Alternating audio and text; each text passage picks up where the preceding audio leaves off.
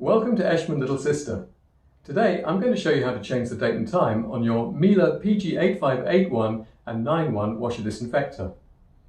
There are several reasons why you might need to change the date and time. Twice a year we put the clocks 1 hour forward or 1 hour back, and you're going to need to adjust the date and time for that. Also, it's important that your cycle logs reflect the times and dates that your cycles were actually run. And thirdly, there may be occasions when our technical support team asks you to change the date and time to help problem solving. So how do you do it?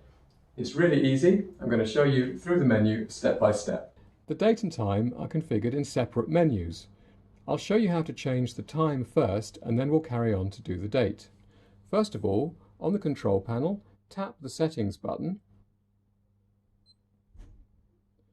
and then tap OK to go into the settings menu. Now, using the down arrow, select time of day and press OK, and then OK again to set the time.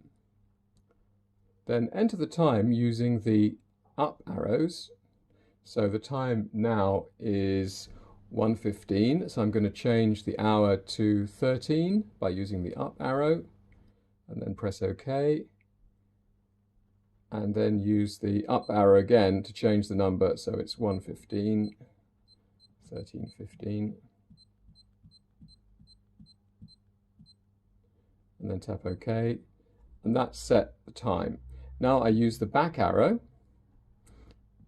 to get back to the main menu. If I also want to change the date, I need to go into the further settings menu, so tap again the settings button, and then scroll with the down arrow to further settings and tap OK. Here you have to enter the PIN code, which is generally speaking 8000, so I just use the up arrow to change the first digit to 8, and then use the OK button to confirm the remaining digits,